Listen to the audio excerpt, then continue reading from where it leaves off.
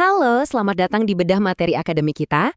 Kali ini kita bakal ngulik tuntas sebuah topik yang benar-benar fundamental di mata kuliah filsafat hukum. Tepatnya pada modul tema strategis dan nilai-nilai. Fokus utama kita hari ini adalah mengupas tuntas hakikat hukum, atau yang di dunia akademik sering banget disebut sebagai ontologi hukum. Pembahasan komprehensif ini disusun khusus oleh tim penyusun materi studi tentang ilmu hukum ALS. Jadi, siap-siap ya buat ngebuka cara pandang baru tentang apa yang selama ini kita sebut sebagai hukum. Nah, rute pembahasan kita kira-kira begini. Kita mulai dari pengantar memahami hakikat hukum, lanjut ke hukum sebagai cita-cita ideal, terus masuk ke hukum sebagai realitas sosial, habis itu kita dengerin pandangan para ahli, dan terakhir ditutup dengan daftar pustaka. Oke, kita langsung masuk ke bagian pertama, pengantar memahami hakikat hukum. Pernah kepikiran gak sih hukum itu sebenarnya apa kalau kita cabut semua pasal dan undang-undangnya? Nah, disinilah letak pentingnya ontologi hukum. Ini bukan soal kegiatan ngafalin tekstur tulis buatan negara ya. Ontologi itu penyelidikan filosofis yang benar-benar mendalam buat nyari tahu keberadaan dan hakikat terdalam dari hukum itu sendiri. Kita nyari tahu substansi intinya, bukan cuma ngeliat cangkangnya doang. Lanjut ke bagian kedua, hukum sebagai cita-cita ideal. Gini, kita tuh harus berani ngedobrak tradisi lama. Kita harus lepas dari belenggu pola pikir legalis yang sempit banget. Yang mikir kalau belajar hukum itu cuma sebatas ngafalin tata bahasa, aturan formal. Hukum itu ukurannya jauh lebih besar dari sekedar ilmu peraturan. Kalau kita ngelihat hukum sebagai sebuah ide dan cita-cita, dia punya karakter yang khas banget. Hukum ideal itu digerakkan sama nilai-nilai normatif. Fokusnya bukan pada apa yang ada sekarang, tapi pada apa yang seharusnya terjadi. Atau istilah kerennya, ius constituendum. Pastinya, ini semua berakar kuat pada etika dan moral manusia yang jadi kompas buat nyampe satu tujuan luhur. Keadilan mutlak dan kepastian. Lebih dalam lagi, konsep ini nyambung banget sama pandangan dunia yang teleologis. Berasal dari kata telos yang artinya tujuan. Maksudnya, kehidupan kita ini kan punya seperangkat tujuan luhur ya.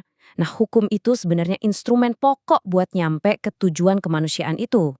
Jadi ada jembatan esensial yang tidak bisa diputus antara aturan hukum dan moralitas. Hukum itu nggak hampa nilai. Tapi di lapangan, nah ini dia letak konfliknya.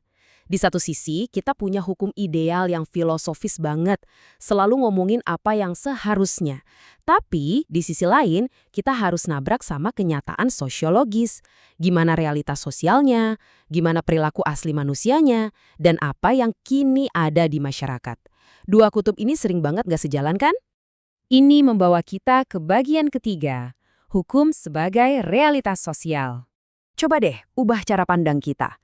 Aturan hukum itu jangan cuma dilihat sebagai teks mati, tapi anggaplah sebagai sebuah dokumen antropologi. Kenapa gitu? Karena eksistensi hukum itu benar-benar berpusat pada manusia. Di dalamnya tuh terekam jelas gimana pergulatan kita nyari keadilan, penderitaan kita, harapan, dan realitas sosial manusia itu sendiri. Secara sosiologis, hukum adalah ilmu sosial sejati yang bertindak sebagai mekanisme kontrol. Dia nampilin regularities atau pola-pola perilaku kita sehari-hari. Jadi hukum itu bukan melulu soal logika deduktif di atas kertas atau sekedar paksaan brutal dari negara, tapi dia adalah tatanan masyarakat yang terus hidup dan bergerak.